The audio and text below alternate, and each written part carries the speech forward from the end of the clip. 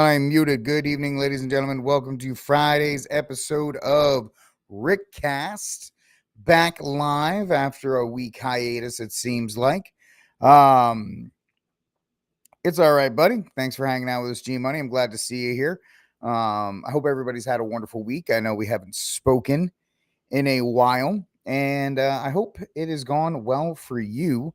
We have a great show on the way out for this weekend. Um, it's not really great because our top story is going to be the death of Hulk Hogan and his passing and the fact that X has decided to cancel him for whatever reason, just because of racism or whatever the case may be. So we'll talk about that. We'll talk about how conservatives are kind of losers when it comes to not being able to handle their God King being made fun of, because South Park made fun of Trump, and now everybody on the right they're hiding behind it's old tired ideas when they're just butthurt that Trump got made fun of. And I think it's kind of pathetic that they're not able to process the fact that Trump can get made fun of. It's okay. They never made fun of Obama. Just stop being a loser. Just do me a favor and stop being a loser. Okay. If Trump gets made fun of, Trump gets made fun of. That's okay. Your dear leader will be okay. He will be fine. So we'll talk about that as well. And we have an interesting story since it's a Friday. We're going to talk about this guy, Joe Grunters. I believe that's his last name, but we all know how I am with last names, so I'm probably not correct in that regard. But he has rocketed up from a Florida state senator to now he is going to be leading the Republican National Committee, which is a heck of a jump for somebody considering where they came from. And that's a huge responsibility, but it sounds like that Trump is putting in pretty much a Trump loyalist, because Grunters is one of Trump's closest political allies in Florida. In fact, he helped co-chair Trump's 2016 campaign. So the idea that he is now going to be running the entire RNC is just Trump kind of putting the pieces in place for his legacy or lack thereof, or whatever you want to call it. So it's going to be an interesting. We don't usually do stuff like that here on RickCast. Sometimes we do, sometimes we don't. But tonight I feel is a good night to kind of do a little bit of a deep dive on Mr. Grunters or Grooters or whatever, Grunters. He's a guy, and the thing is, I may not know how to say his last name, but he is going to be a very powerful person when it comes to how the RNC will be run for however long he decides to stay in the position. And then finally, I will give you my review of Fantastic Four. I saw it today. I will give you a quick overview. I'll give you, my thoughts on it, and we'll do box office talk. I do a full review. It's going to drop tomorrow on RickCast Reviews. So, like, subscribe, share, hit the notification bell to get the full review that drops tomorrow morning about 10 o'clock. So that way but we'll talk about Fantastic Four tonight because there is stuff to talk about. There's absolutely stuff to talk about tonight. For those of you that are inquiring, my father-in-law is actually doing very well. Thank you for your thoughts about it. And yes, I made it out of Houston in one piece. Really just, I don't like that place. It's hot, it's smelly, it's just not very fun. So, but I'm out and I'm here, and it's going to be a good night, ladies and gentlemen. So do me a favor at any point tonight, do me a favor, hit that subscribe button, hit that notification bell, hit all the buttons you can to help the show grow. It is greatly appreciated to do so. All right. So not many warm-ups tonight. I know I'm kind of, I don't want to say I'm discombobulated because that's not, it's not true. I'm just kind of catching up when you miss 3 days, especially when you do something like this kind of a show, which is just very topical. It depends on the topics of the day. It's hard to kind of rewind or catch up to certain things, although it doesn't seem like much has changed. It doesn't really seem like much has changed out there. Everybody's still kind of arguing about the Epstein list. Apparently, Candace Owens is getting sued by the Macrons because she's been saying that Emmanuel's wife, whatever, Bridget Macron, I think that's her name, she's a dude or not a dude. I'm not saying anything. This is all allegedly being filed in the paperwork. So she's going to war with the Macrons. Okay, that's fine. Immigration stuff is happening. I guess that's fine. Like, there's been a lot of things that have happened, but not a lot of things that have happened, if that makes any sense. So, which is why we're kind of hitting the cultural topics tonight more than anything else. Because I feel like these, Hogan, obviously Ozzy Osbourne died too. I was never a huge fan. I wasn't a big fan of Black Sabbath or Ozzy's music. So his death has not been particularly impactful on me, as it is to some people, and that's fine. When your favorite artist dies, that's it's not great. It's not a great feeling, especially as we get older and we're like, oh, that guy I'm listening to on my iPhone right now, on my Apple Music, yeah, that guy's dead. Or I actually do that. I'll hear a song from somebody who is not on this earth, and I'll go, oh, that guy's dead. Or I'll watch a movie and be like, oh, that guy's dead. You actually start doing that more and more, or if you're morbid like me, you start doing it. So we have that. So it's not going to we're not going to catch up on as much stuff per se. We kind of hit it as the days happen, and if we miss, we miss. It's just one of those things. So let us move into our first stories of the day here on RickCast, and that is probably the saddest one for this audience. At least some of my folks from the old channel. We had an affinity for the Hulkster back on the brief, on Barrett Brief, and we used Real American regularly for our song. I still think it's probably, everybody's saying it's one of the greatest WWE songs of all time. I would contend that Real American is probably one of the greatest. If you're going to have like patriotic songs, it's the greatest patriotic song of all time. It really is. It is the most American song of all time. So it's one of these things that is kind of sad, because if you've listened to my show for any length of time, you know that anything under 80, and that includes 70s, anything under the age of 80, I feel is a tragic loss because there's life left. Anything over the age of 80, yes, is very sad that the person died, but I'm like, yeah, you lived 80 years. That's a good long life. But Hogan, legend, died at the age of 71. Thursday, which was yesterday, Hulk Hogan, Hall of Famer in the WWE, died at his Clearwater Beach home following a cardiac arrest reported by police. Hogan had been struggling with a lingering back injury, underwent a fusion procedure on his neck in May. His wife, Sky Hogan, said he was strong.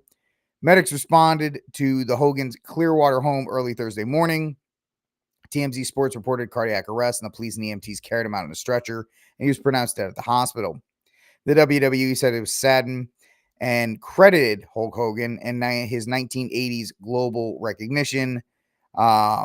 His death came after April announcement as the league inaugural commissioner. I don't even know what that means. As what league? I don't know what league. Cleveland State University, August 30th, 2025. So I guess Liverpool. I don't know. I wasn't keeping up that much with them, but the idea that somebody like Hulk Hogan dying, it's particularly big, and I get it. It's big for us because it's the stars, it's the celebrities, it's the larger than life personalities that we grew up watching.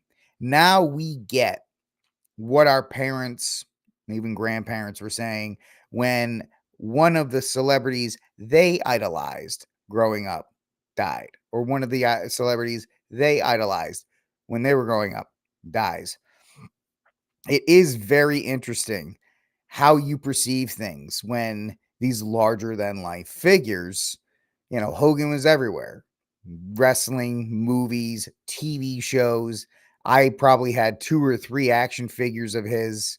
And it's interesting because there is the controversy surrounding him and his use of a certain word that is used in hip hop songs all the time, and in black culture all the time. And so black Twitter, black racist Twitter, we'll just say that, is deciding to celebrate Hulk Hogan's death, when if it was some 21-year-old rapper in Memphis, sorry, Lou. I know there was a rapper in Memphis that died recently, like a year or two ago. Nobody knew his name, but he was celebrated as if he was somebody like Hulk Hogan. Yet he had probably a worse impact on black culture than Hulk Hogan using slurs. And it's a shame that, and I talk about this all the time when I talk about people's legacies and how people try to arrange their legacies. Everybody, at least every celebrity, and even people who are not celebrities, whatever walk of life you're in, there are some people that are always so enamored with how the first paragraph of their obituary is going to be read or even written. Hulk Hogan, aka Terry, his real name, WWE Hall of Famer, and racist. That's going to be in his bio for the rest of his life because black Twitter and woke culture has decided that that is how it should be. Now, I'm a white dude. I have no skin in the game when it comes to the use of that word. I don't use it. I don't condemn people that do use it because it is indeed a word. And it's used in Terry Bola. Yeah, thank you, Brian. Terry Bola. That's Hulk Hogan's real name.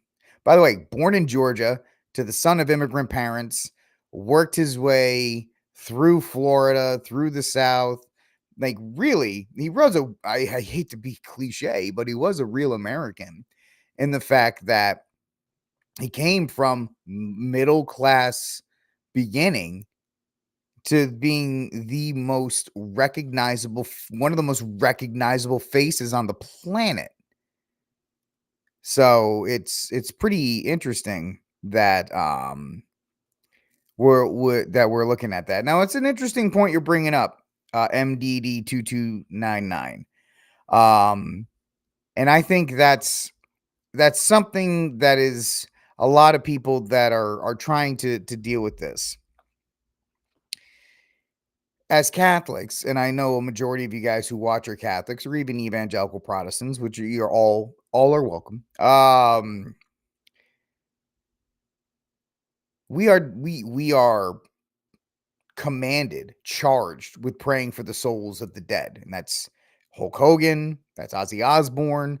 We don't know what happened to them at the 4 final things, and we are commanded to pray for the souls of the dead. And yes, a lot of people and a lot of, well, I'm sure you're getting it from Protestants, aren't you? That you know, you can't, they're already dead. We don't pray for them. Yeah, I get it, Protties. You don't do that kind of stuff. You only celebrate, everybody's instantly canonized. And the idea that they're all in heaven, they're all hanging out at the pool and all these other kinds of, because nobody goes to hell according to Protestants. So why would you pray for them? We understand there's a heaven, there's a hell, there's the 4 final things, and we pray for the souls of Ozzy. We pray for the soul of Hulk Hogan. We pray for the soul of Malcolm Jamal Warner. We try to pray for everybody living and dead. And it's one of those things. Yeah, some Catholics are weird because some Catholics will condemn him. Oh, he was a Satanist. Oh, he was this. Oh, he was that. Hey, man, if he had, we don't know. If he had a bedside conversion, good. We want his soul to be saved. We want his soul to be saved. And so, yeah, I mean, was it a great persona? Probably not. I mean, he said throughout his life that he wasn't associated with the occult and that he was a Christian and that all these other kinds of things that could have just been really just PR work, but you can only take him for what he says. Um and so between him and between Hulk Hogan, who's being rewritten as a racist and all these other kinds of things, even though all of these wrestlers, these black wrestlers who are going after Hulk Hogan would not exist without Hulk Hogan. The fact is that the wrestling industry, maybe it would have taken off, but I think we can all agree in hindsight, this top button is killing me. In hindsight, that without Hogan, the WWE is not nearly what it is today. Maybe I'm sure Vince McMahon would have found somebody, but Hulk Hogan it was just the epitome of the 1980s stars and stripes and Americana. And I think nobody else was in that position to do that. So everybody can now say, as they're making a lot better money than Hogan and Macho Man and Jimmy, Superfly and Hacksaw Jim Duggan and Ted DiBiase were making at their age as they were working the circuits and doing all these other kinds of things. Maybe Stone Cold could have made the WWE what it was, right? The Attitude Era was its own era. You could absolutely do that. But I'm sure if you asked Stone Cold, he would say the Attitude Era wouldn't have been set up without the 80s, without what was happening in the 80s.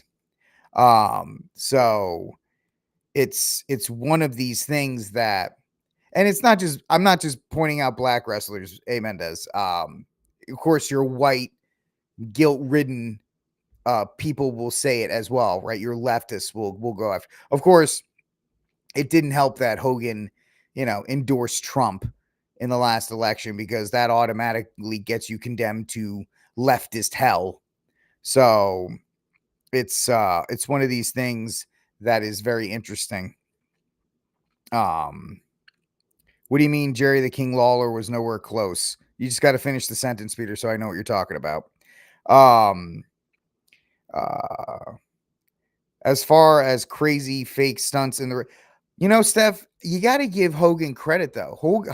Hogan and those guys were from a different time before the Attitude Era and everything else. It was a huge deal. You have to understand that in the annals of sports history, I don't like to use the word because people are like,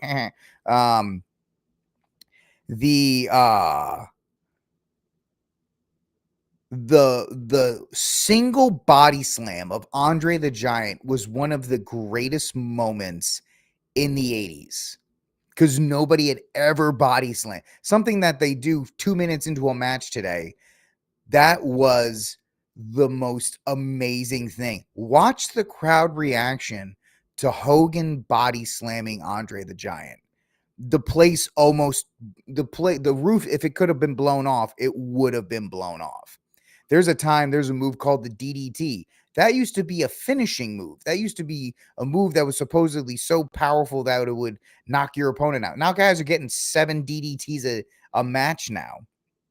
So it's one of these things that, yeah, when you look back today compared to today's matches, especially the Attitude Era and after, they're high flying and they're very athletic and they put on a show.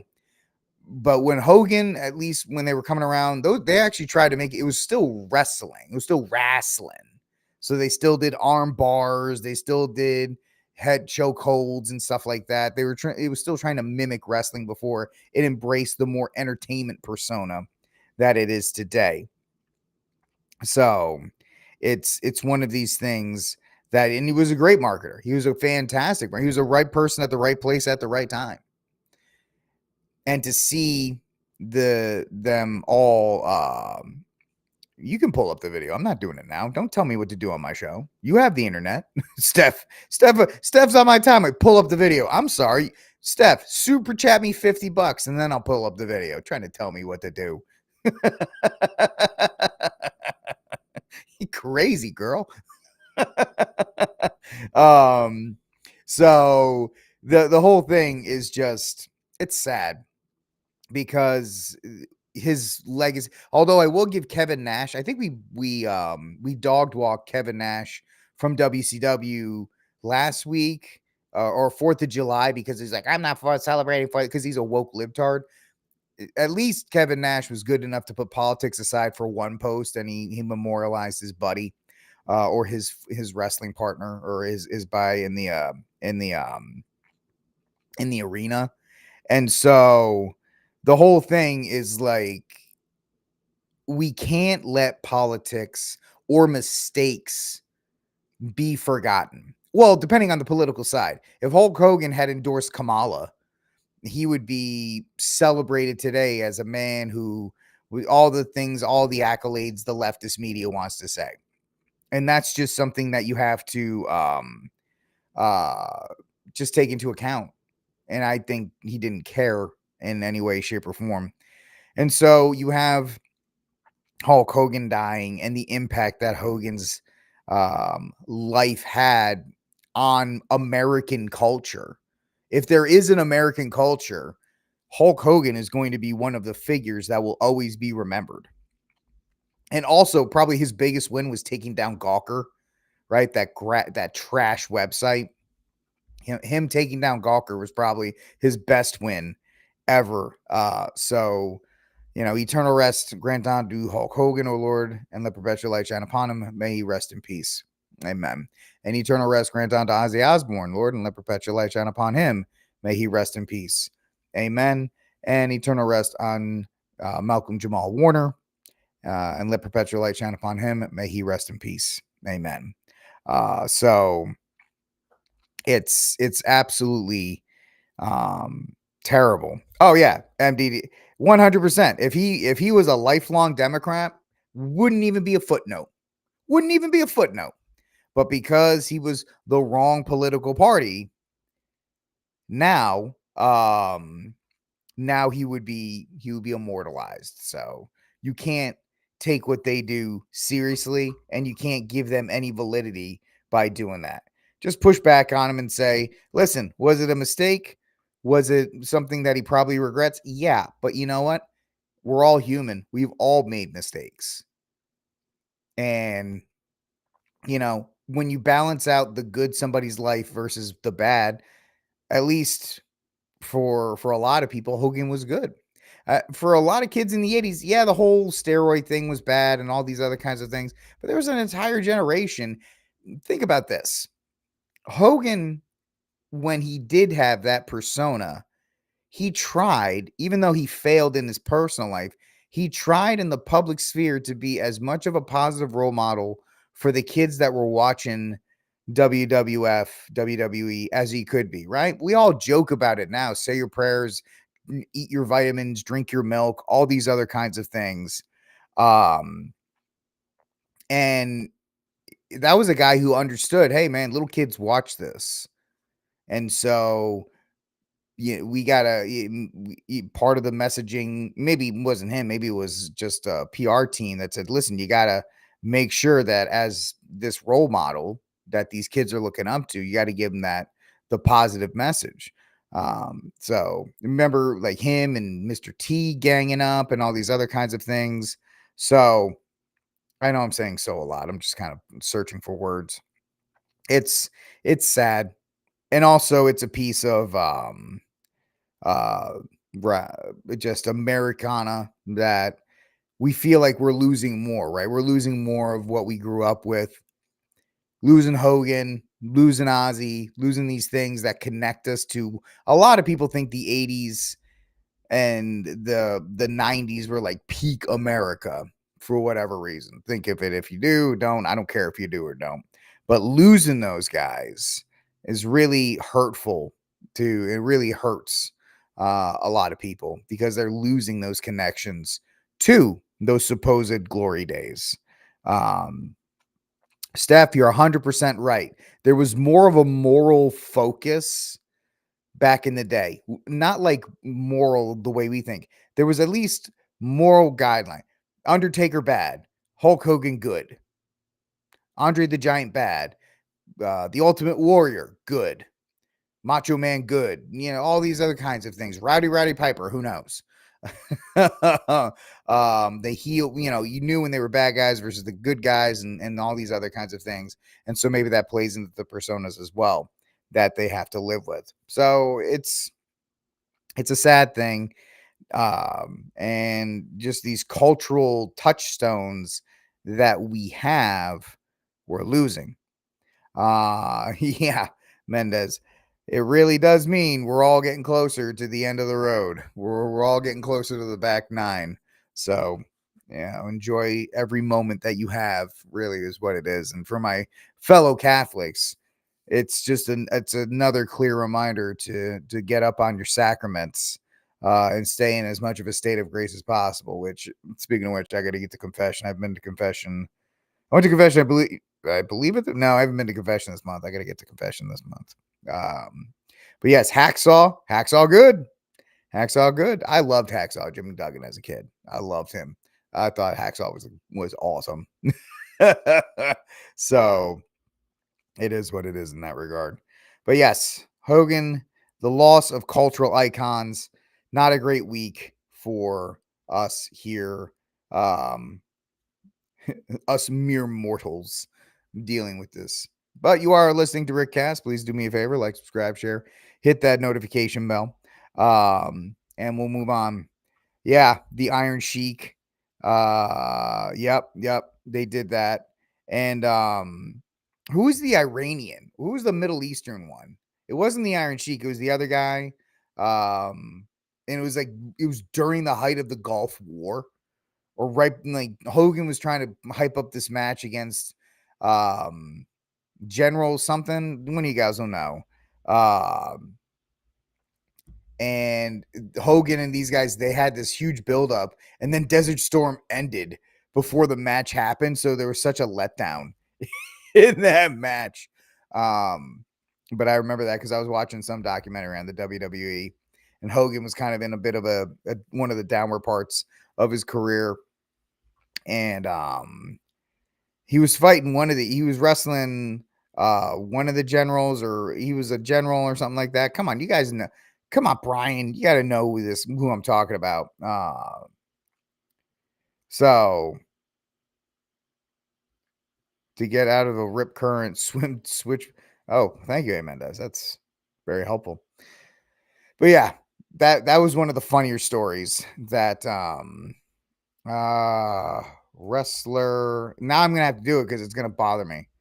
Who was Middle Eastern during Gulf War? No, I know. What was his name?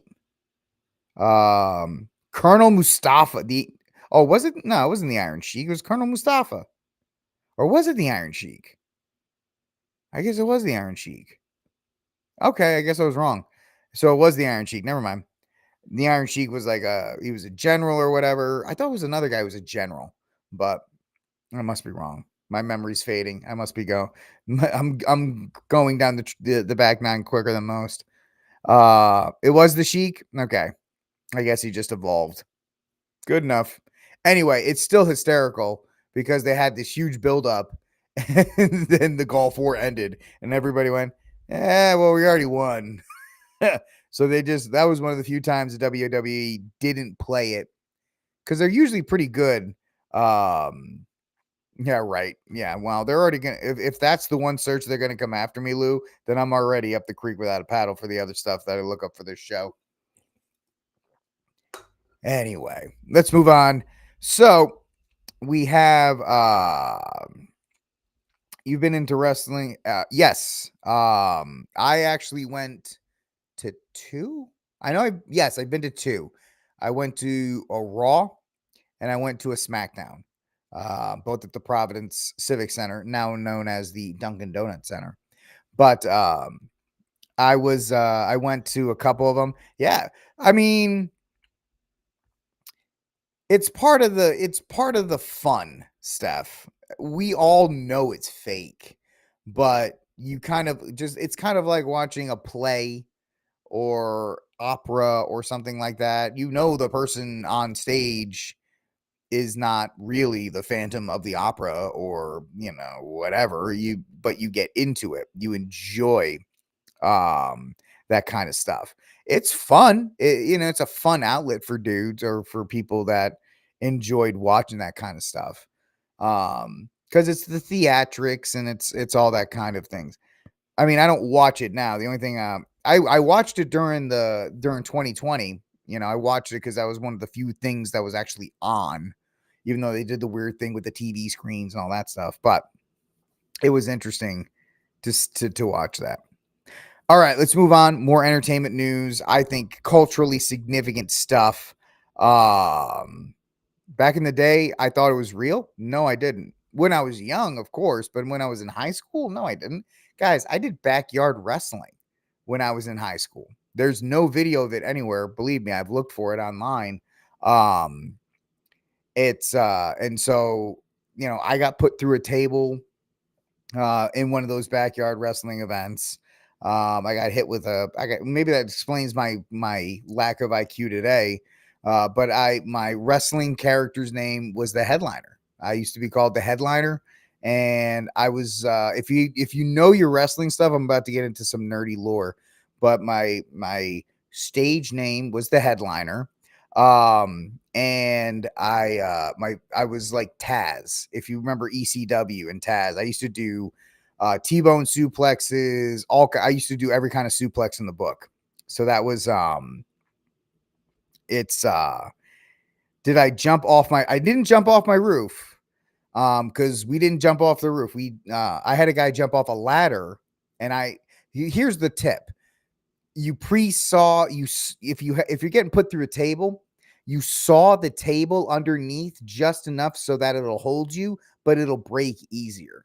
So it was one of these matches that the guy went. It was like a 6-foot ladder. It wasn't like he went up high. It wasn't like Jeff Hardy. He went up top of a ladder and he put me through one of those tables. And another time, me and this other dude, he hit me with a clothesline, and this wasn't planned. He clotheslined me and he picked me up, and he actually put me through a couple of the like those plastic garden chairs. Now I was 17 at the time. It didn't hurt. Now, if that happened, just thinking about it, I won't be able to get out of bed for a month. My signature move, the T-bone suplex was one of my favorite moves to do, but my finishing move, if you want to call it that, was the Taz mission, where you just put the guy in the headlock. So that was my finishing move, was the Taz mission, but I called it the H line. I was 17 years old. I wasn't really, it wasn't a great name for it, but yeah, it was called the H line. And no, I didn't. My signature moves were just the suplexes I did, because I did T-bone. There's a couple other. I know the T-bone's the only one I remember, but there's like 2 or 3 others that I could do. And it was a lot of fun. So I didn't think it was real, because I used to do that stupid stuff as young boys did. So it was a good day. Yes, there are some people that still think, some people who are like Adam Sandler and the Water Boy, who think Captain Insano is a real dude. No, I don't think Captain Insano is real.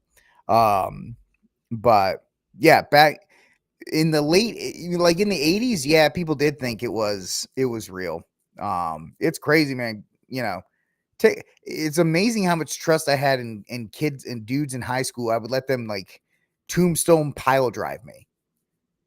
Now, the kid did it fine every time, and he did it on a trampoline. Well, actually, one time he didn't do it on a trampoline. But like, if he messed up, I would have been dead. I would have died right there on the spot. But I was like, all right, buddy, you can T-bone suplex me. It's fine. But not T-bone. You could tombstone pile drive me. It's cool. But yeah, that was some good times. I enjoyed it. And I've actually, people have asked me if the video exists. None of it does. The guy we recorded all of them, and I guess they just they never uploaded it, or the feed went down, or whatever the case may be. But yeah, it was good times. Just young boys being stupid, and all of these other things that they do. All right. So yes, you guys got a little bit of lore about me that I never thought I would tell people. But yes, I used to do Backyard Championship. It was called Backyard Championship Wrestling, and I was the headliner. And my finishing move was the H line. So yeah, it was a good time. Speaking of people who are not having a good time, trying to find a way to like transition into the next story. Excuse me. So South Park returned this week. And their big thing in returning is that they made fun specifically of Donald Trump. Now, they had not actually made fun of Trump specifically. They made Mr. Garrison a Trump stand-in. And they made fun of him that way. They made Mr. Garrison's face orange. And they said, well, we don't have anything on Trump. It's a boring storyline, blah, blah, blah. And this time it was absolutely 100% at Trump. They had Trump's face on a little body, and they had him at the house and MAGA and all these other things. And the thing that there was two things about the South Park episode that got MAGA all in arms, because they don't have a sense of humor if you make fun of the dear leader, because it is cultish behavior. The first one is Caroline Leavitt, and it was Caroline Leavitt because she had the South Park creators had a huge cross around her neck. And she mentioned the Epstein list, and the Trump cartoon says, why is everybody still talking about it? Which shows you Trump and his team understand, or they should understand, they've lost the plot on that. That Epstein thing is going to just bite them because of the absolutely terrible rollout on it. So that was the first one. And the second one is that now they have Trump in a relationship with South Park's version of Satan. Now, this was funny back in the day, because it used to be Saddam who is with Satan in hell. Now, Trump is dating Satan in the White House, and they depict Trump in his birthday suit, and there is a particular emphasis on a certain appendage, and I'll leave it there. And of course, MAGA goes, this is ridiculous. They never make fun of anybody else. Why don't they make fun of this? Even though South Park has made fun of all kinds of things. They made fun of 9/11. They've made fun of the NSA. They've made fun of the Chinese repeatedly. They made fun of Al Gore relentlessly with his man bear pig. They had the famous one of a little bit of country, a little bit of rock and roll, where they had the divide on that. They had one where called Margaritaville, where that's the one you'll see online where it's like, and it's gone, where Kyle tries to open a savings account and it disappears in 10 seconds. Then they had debate 2004 between two things I can't mention on the air. They made fun of Muhammad. They've made fun of Obama. They've made fun of a bunch of people, but yet if you make fun of Trump, good golly, I mean, we talk about how Muslims get mad if you depict Muhammad in any way. Depict Donald Trump as anything else but our Lord and Savior, and MAGA will come after you. It is ridiculous. And folks, get a grip. Get a grip. It's a poorly drawn cartoon show that satirizes popular culture and whatever is in the news. And guess what? Donald Trump is the president and he's in the news. He's going to get satirized. But of course, the White House had to come out with a statement saying, let me see if I can find this. South Park puts Trump in bed with Satan. Here's why.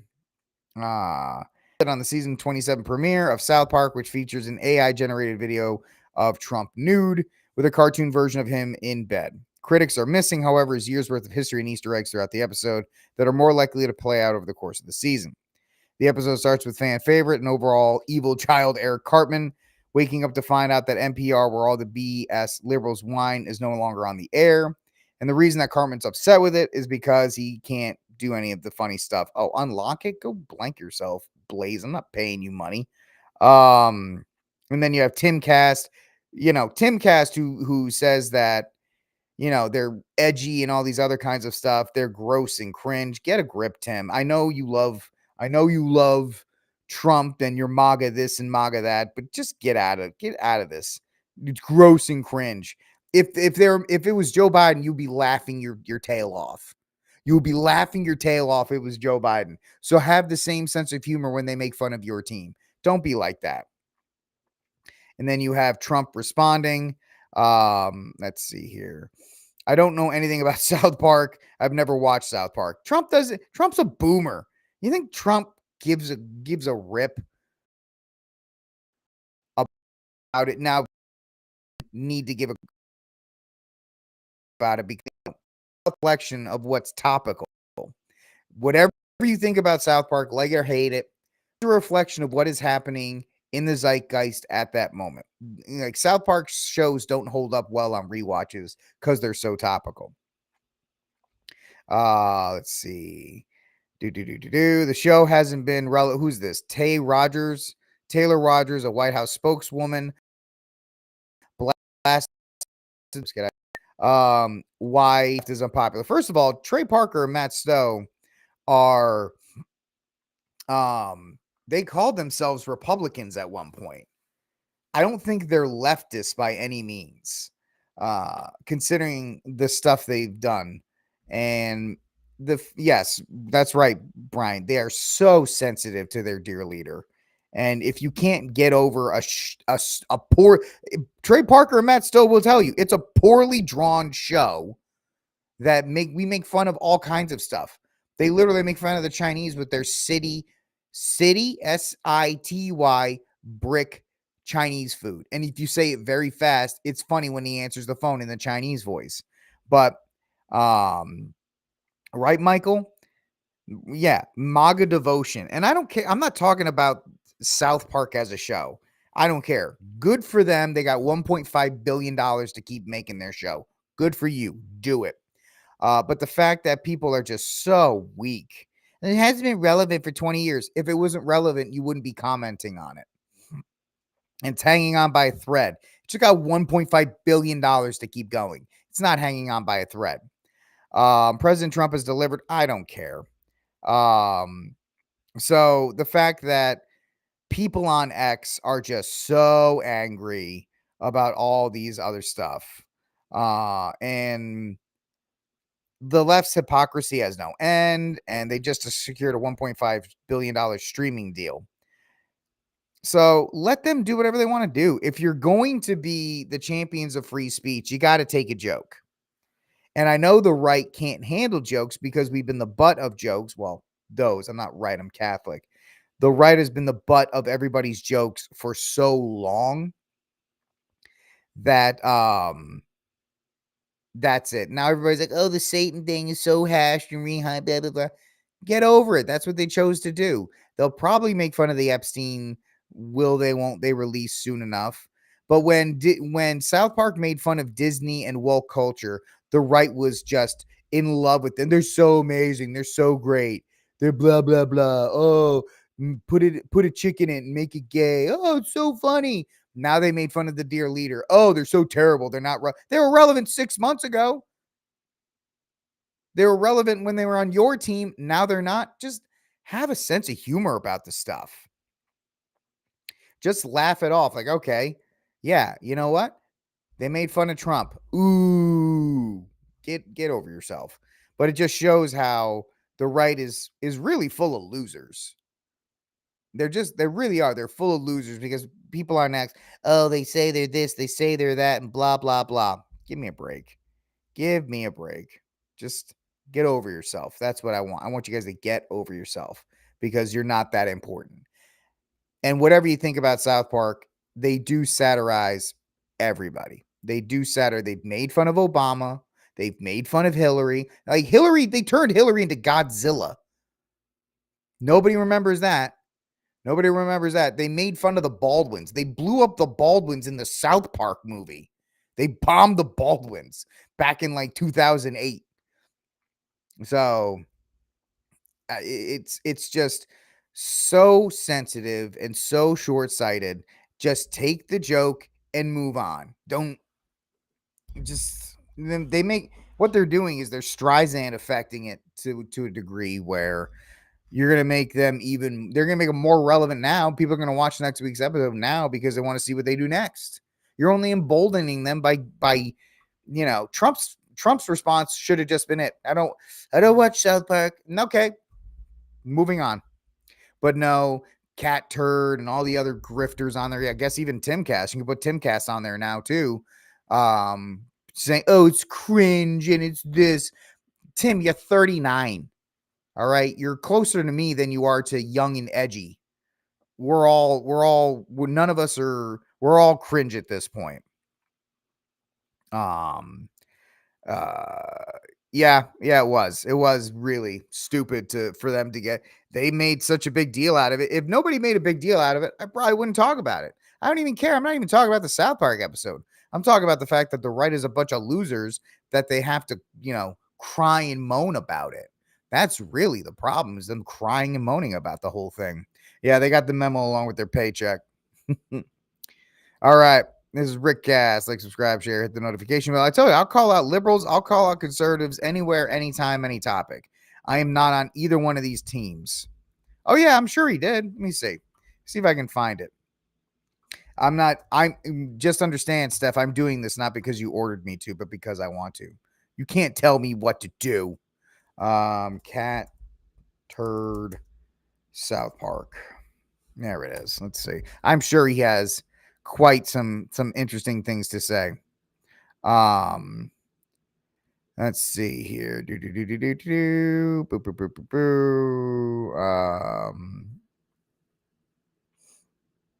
No, there isn't. Is there any? I guess not. I'm surprised he actually didn't say anything specifically, but I thought he would. Well, I guess he didn't, but there's a bunch of other guys that are really upset about it. Anyway, I guess he did the smartest thing by not. That's right, Michael. They're too busy arguing about South Park and not actually conserving things. So good for them. All right, ladies and gentlemen, let's move on to our next story here. I will headline your stupidity. Once I'm done with you, you're going to be on the front page. Yeah, it was a lot of fun. The headliner. Hey, you know what? I love you guys that much. I give you lore. I give you lore that you don't get anywhere else here on RickCast. I don't mind talking about it. It's funny. I like if somebody found that footage, I wouldn't be embarrassed by it. I mean, like I was 16, 17 years old and hanging out with a bunch of guys doing stupid things. I was doing what kids did back in the day before every kid got stuck with an iPad. All right. Moving on. This is an interesting story. Big credit to Miss Magdalene Rose for this. She was like, you got to look at this. You got to check this out because this is pretty interesting. So this guy, John Gruters, Gruters, Gruters, I'm going to call him. He has been tapped by Trump to be the leader of the RNC. And this is interesting because whoever this guy is, this guy who he's been in the shadows of Trump's campaign. He helped in 2016. He helped in a bunch of these other places. He's now a Florida senator. It is now going to be in charge of the entire Republican National Committee. Whether you think that's a good thing or a bad thing, the Republican National Committee was run terribly while Trump was in office the first time. And like or hate Laura Trump, she at least pointed it in the right direction. I didn't think she did a great job, but she did a competent job, which at this point, if you can get Republicans to do a competent job on anything, that would be an amazing thing. So this guy, he was the co-chairman of Trump's 2016 campaign. So he's been in Trump's inner circle. He was elected to a 2-year term as the chairman of the Republican Party of Florida in 2019. And then he appointed him to manage the funds for his legal defense, the Patriot Legal Defense Fund. He appointed him in the latest version of the White House Homeland Security Council. Remember, that same council that has Mark Levin on it. So it's all of these people. That's right, Michael. Whoever this guy is, A, he's a dude, not a woman. B, maybe he identifies a woman. I don't know. And he's not Rhonda McDaniels. I think the whole experience Trump had with Rhonda McDaniels really has him, and I don't blame him for this, trying to put as many of his pieces in place as possible. So that's what we have with this guy. So during his 4-year chairmanship of the Republican Party of Florida, he made voter registration a priority, which may be a good thing if you care about that. And I actually don't think I'm going to vote in federal elections anymore. You know, Trump's done some good things, yes, but the bombing of Iran and the Epstein thing, I just don't know if I'll even vote in them anymore. But if you're into these kinds of things, if you look at his past and his track record, the things he may focus on as the RNC, Republican registration being a priority. With the funding help from Governor DeSantis, the number of registered Republicans surged in Florida during his tenure. When he took over, Democrats held a 225,000 advantage, according to the Florida Division of Elections. Now, if you know today, Florida is a solidly red state. So maybe Trump, looking at this, hopes that John here will be instrumental in helping Republicans in the midterms and in 2028. So his chairmanship of the Republican Florida, it saw substantial electoral victories in both 2020 and in 2022. President Trump defeated Biden by 51%, 51 to 47 in 2020. I'm sorry. Yeah, greatly expanding his narrow 2016 Florida campaign. In 2022, DeSantis defeated his Democrat incumbent 59% to 40%, and Republican Senator Marco Rubio defeated his challenger 57% to 41%. He also flipped 4 U.S. House seats in the midterms.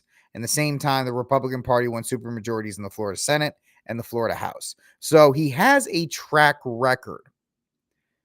And once again, better than Rhonda McDaniels. And it looks like, based on his track record right here, he's potentially better than Laura Trump. So these are all really good things if you're looking at this from a 10,000 view lens for national elections. He also was a driving force behind Florida's 2019 law that forces local state law enforcement to honor ICE, U.S. Customs and Immigration Enforcement detainers, and prohibits local government from implementing sanctuary policies. He also filed the bill to ban abortions after 20 weeks, which I'm not a huge fan of that bill. But it's at least something that's on paper. So you have that as well. So you know where his priorities are: voter registration, pro-life bills, and so forth. So now he has the endorsement of Trump to be the next RNC chair. So it's going to be very interesting to see this. And of course, Trump said he'll do a wonderful job. He's 48 years old. He confirms in a text message that he wants the job. So we'll see if he gets it. Now, Trump has endorsed him, so it's going to be very interesting to see if anybody else even steps up to try and challenge for that job. It's a pretty big deal because, as Michael Thomas noted, Rhonda McDaniel was a terrible RNC head. The party was floundering under her leadership. And so Laura Trump went in to do anything else, stabilize the ship. And now with this gentleman's appointment, if he gets the job, you'll see a push to things that you and I can agree on paper are really good. We want voter registration. I don't know about you, but I would like people to be registered to vote and enforcing that voter ID, whatever else you want to call it. And it looks like pushing out the vote, especially in the midterms, which usually tends to be a lower voter turnout versus the general. So we'll see if that has an impact as well. So it's going to be interesting. We'll see if John gets the job and if it's a decent place for him to be. I think it's a good pick. Obviously, I'm not really that invested in um, federal politics at this point. But it's going to be interesting to see if he gets the job, what he can do before the midterms. Because right now, with Trump kind of stumbling around, the Epstein list is his anchor. He's got to figure out a way to get rid of that. Maybe this guy can come in and give some kind of a decent heads up on that, can get a decent, um, momentum going forward in that way. But first of all, he's got to win the job. But this is the guy who will have more of an impact on Republican elections than Trump. Obviously, Trump will give his endorsements. I'm already getting text messages that he's endorsing candidates in my districts and so forth. But this guy is going to be more important than Trump to securing the midterms and possibly setting up for either JD Vance or Marco Rubio or whoever, Tulsi Gabbard, God forbid, or whoever is going to take the nominating position in 2028. So just something, shout out to Magdalene for giving us the heads up on this. And we'll keep our eyes on John to see if he gets the job. And if he does get the job, what he will do going forward. All right, this is RickCast. Like, subscribe, share, hit the notification bell. Somebody asked me a question. That's a tape segment. I'm going to put that out as an actual segment. So that's why I didn't answer this question. But I did get a very specific question that was off topic, which is why I didn't answer it at the time.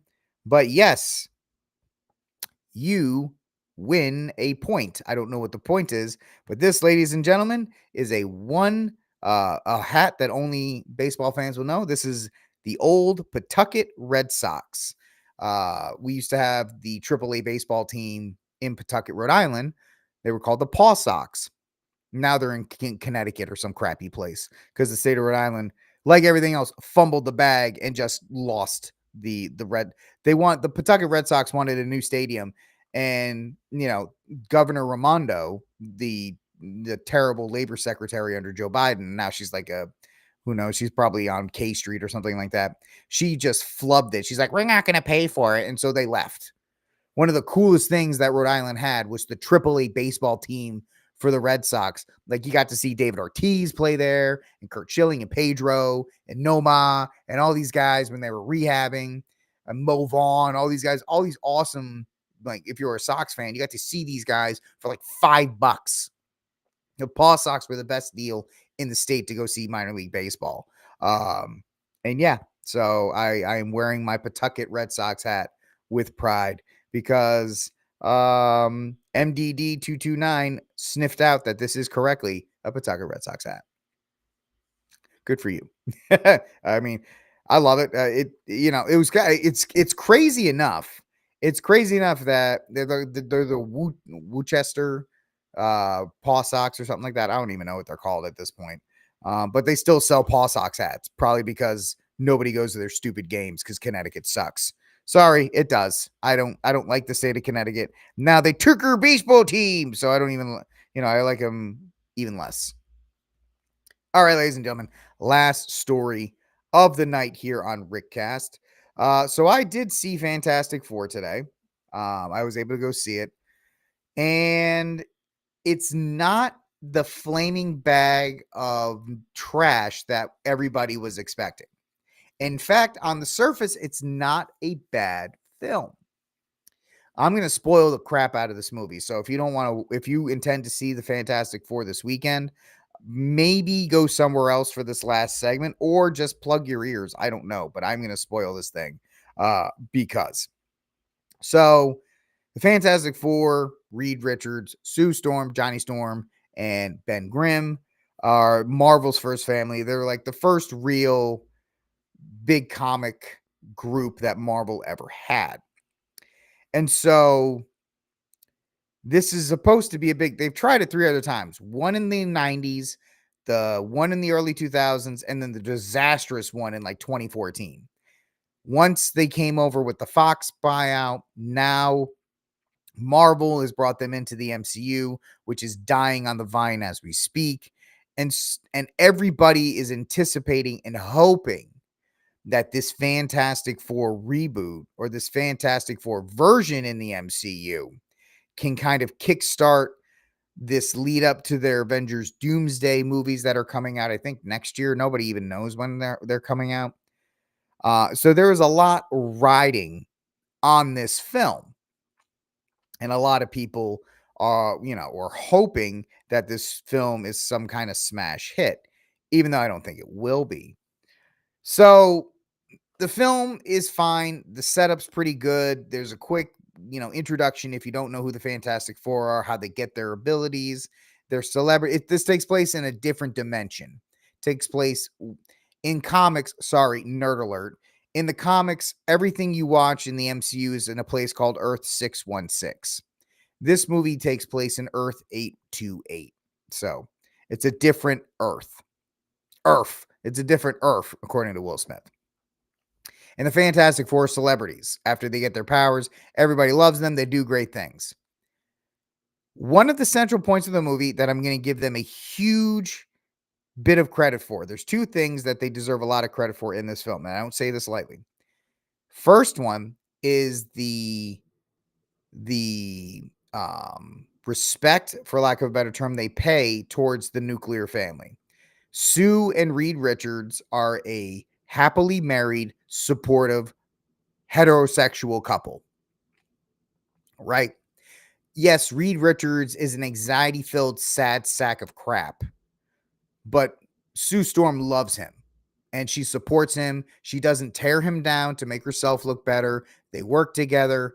So it was actually really nice to see a heterosexual couple being celebrated in a film.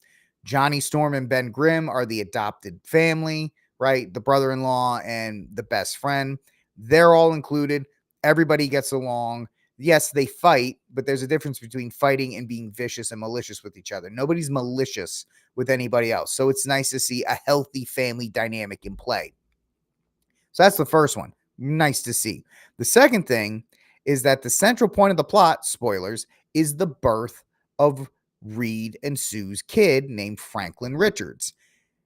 Guys, this is the most pro-life movie you will see this year, to the point where Reed and Sue are talking about their child, and they actually show the baby in the womb, and they refer to it as a baby. They don't call it a fetus. They don't call it a clump of cells. They call it a baby, and how important it is for the baby that they're having. And they love this child, and they will protect this child, and they will do everything they can for this child. It is so pro-life, I almost fell out of my chair at points during the movie because I didn't know how the hell it got past the Marvel writers. Maybe they thought it was a known, but it came out a different way. So the central point of the plot, spoilers, once again, is that Galactus, you've seen this in the previews, he's coming to Earth, and he's going to he's going to destroy the planet because he feasts on planets. So the Fantastic Four fly out in space, and they meet up with Galactus. And Galactus finds out that Sue is pregnant with Franklin Richards. And he's like, all right, cool, I get it. You guys don't want me to destroy your world. I won't destroy your world if you give me the kid. So apparently, Galactus wants the Fantastic Four. They want Reed and Sue. He wants Reed and Sue to sacrifice their child for the world. He's like, give me your baby, and I won't kill you. I won't destroy your world. It's that simple. Reed, in one of the few moments of actual masculinity he's allowed, says, you're not having my child, and I'm not going to let you destroy the world. Okay, cool. I wish there was more of that, but there's a reason Pedro Pascal was cast, is because guys like Adam Driver and others reportedly looked at the script and said, I can't play this guy because this guy's he's a wuss. So they fly back to Earth. There's like a month time frame while they're waiting for Galactus to get there, and they're trying to figure out how to stop Galactus. And Reed Richards is supposed to be the smartest man in any Marvel Cinematic Universe, smarter than Tony Stark. He's a genius. He is the genius. And his big plan is he's gonna teleport the Earth 1,000,000 miles away from Galactus. That's his plan. It's a stupid plan, and it's written. This is a problem when you have dumb people writing smart characters. Dumb people can't write smart characters because then the character comes off as stupid. And Reed comes off as just kind of the world's dumbest smart guy for the entire film.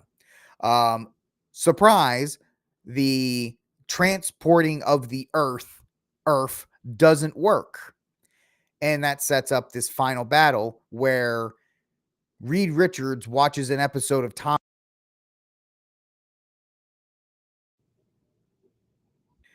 He decides after watching an episode of Tom and Jerry that he is going to place baby Franklin in the middle of a teleport pad in the middle of New York City and get Galactus to come down and step inside this transport pad for 37 seconds, because that's how long it takes to fire up the device, and then transport Galactus somewhere else.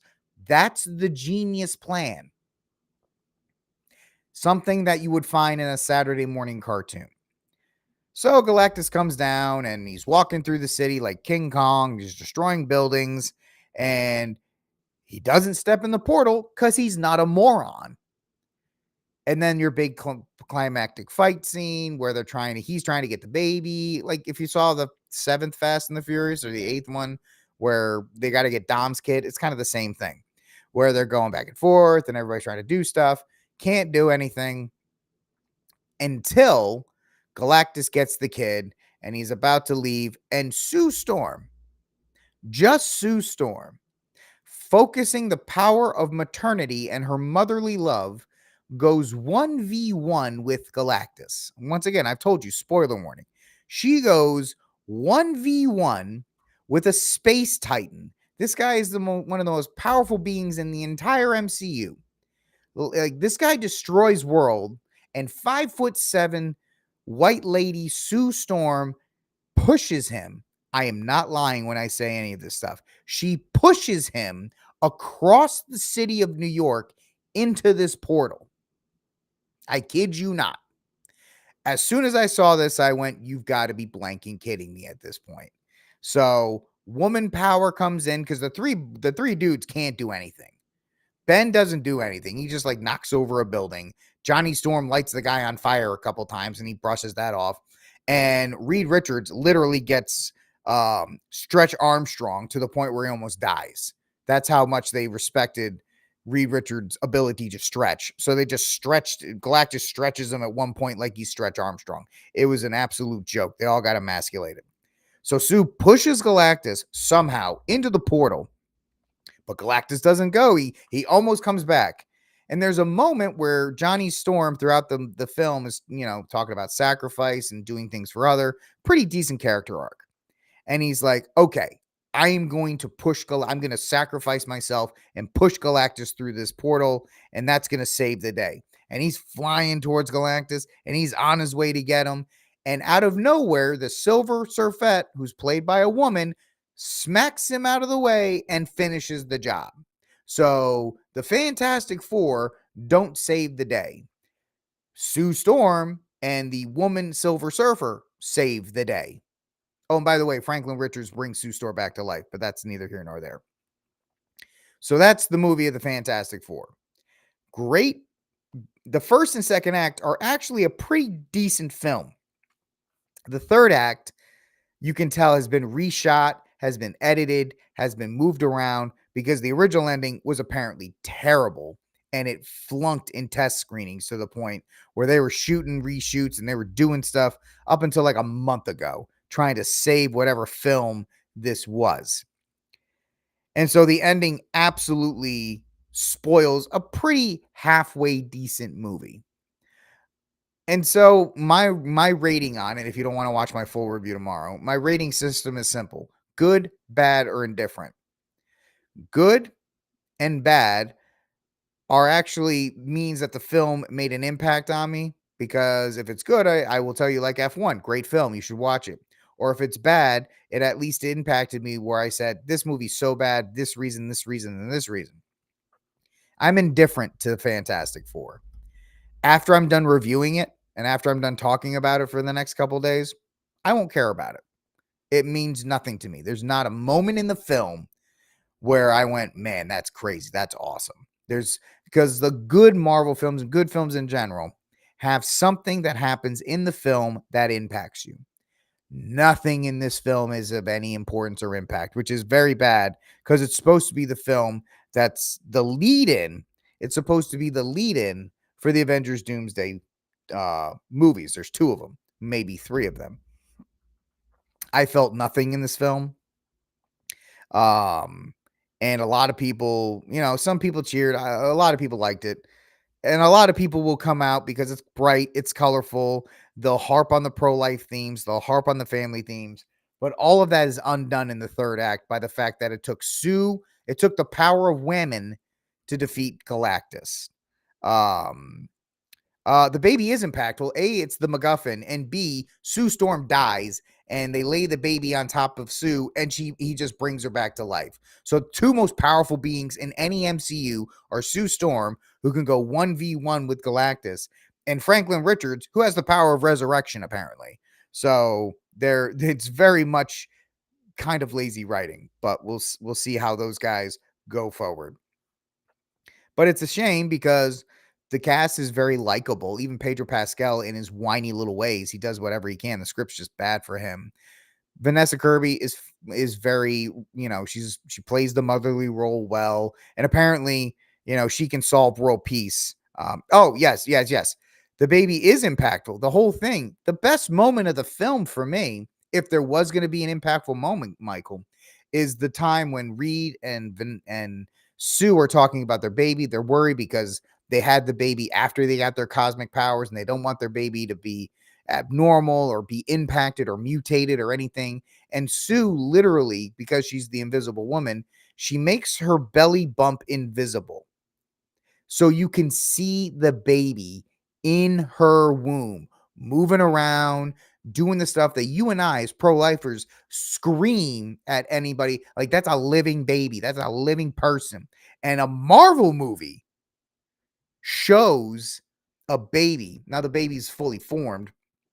It's like a month, she's about to pop, but they show the baby in the womb, squirming around, breathing, making all those cute things that babies do when they're in their mother's womb. And it's absolutely gorgeous and impactful. If the third act held up, that would be the impact, the moment that I would say that's huge. That is amazing. But it's undone by some really terrible writing and some stuff in the third act. Still, you're right. And it's just monumental. It is the most pro-life film this year. It's unbelievable. So that's a positive. But overall, I'm indifferent to it because it could not help but fall back into the tropes in the third act. It could not shake off the woman power. So let's see how it's going to do this weekend. Fantastic Four is supposed to make somewhere between 115 and 135. I don't think it has a cinema score yet. Let's see if it does. Cinema score. Because we know Superman got an A-. I don't know if Fantastic Four has one yet. It doesn't look like Fantastic Four has been given a cinema score. Let's see what Metacritic has to say about Metacritic. Let's see what Metacritic has to say about Fantastic Four. Because we want to see if it actually. So Fantastic Four got a 64, which is positive. It's a 6 out of 10, right? So Fantastic Four got a 6 out of 10, and we can contrast that with Superman 2025 because there's like 500 Supermans. So Superman James Gunn Superman got a 68. So a little bit higher than what Fantastic Four did. So that's going to be interesting. Can it hit this mark? I think I think Fantastic Four is absolutely going to hit the 115 mark. I think it is. Will it get to 130? Will it get to 135? Marvel sure as heck would like to do that because they would love to dunk on James Gunn because Superman did 125. So that's going to be the movie there. So the Rotten Tomato score is okay. It's in the positive. It's in the 60s. It's not. You want your movie to be in the 70s, but 60s is still positive. So we'll see how that goes. And this opening would still be the best of any Fantastic Four movie because 2005 did 56, 2007 did 58, and then 2015 did 25 because the fact that made 25 should have been a miracle. But you have that. We'll see how that goes. Superman loses all of its premium large format screens. It loses IMAX. It loses all the digital stuff. So that's going to really hurt its box office. And that range is 26 to 32. Even though Superman is doing really well at the box office, it's going to take a significant hit this weekend because it is desperate for those premium large formats. Right now, it's at 173 domestically. I keep biting my tongue. And then 437 globally, which looks like this film's probably going to, unfortunately, or fortunately, depending on how you look at it, it's going to top out somewhere at about 550. So it's not going to get to its 700 that people are desperate for. So if you're Warner Brothers, you want to see this thing hit 32, but it's probably going to come somewhere between 28 and 30. And the Fantastic Four is absolutely just going to take just a huge swipe out of this film, which I don't know why they didn't release Superman in May when there was a time there was no films, or June where it looked like there was no films. If they had released Superman June 1st or June 2nd, that movie probably would have been over $500 million by now. But I don't know why all Jurassic World, Superman, and Fantastic Four all decided to just cannibalize each other. Speaking of Jurassic World, that looks like it's probably going to make about 10 million. As far as that movie's domestic run, it's still holding on. It's at 662, which means it might tap out somewhere around like 720, 750 is probably the best you can expect at a Jurassic World Rebirth. So we'll see how that goes. So I don't know if you guys are taking these down. I don't really remember them. I think Fantastic Four comes in at 120. I don't think it comes in at 125. I think it comes in at 120. I think Superman comes in at 30, and I'm going to say Jurassic World comes in at 12. So we'll see how that goes. The rest of them, who cares? Because nobody really cares. None of those movies are going to make any money anyway. All right, ladies and gentlemen, that is it for this episode of RickCast, ladies and gentlemen. Thank you for hanging out with me. Do me a favor on your way out. Like, subscribe, share, hit the notification bell, help the show grow. I will talk to you all on Monday. Thank you so much for hanging out with me this week. Thank you for being patient with me this week through going back and forth with all the other things. I will talk to you all on Monday. God bless. And until that day comes, free Dexter Taylor.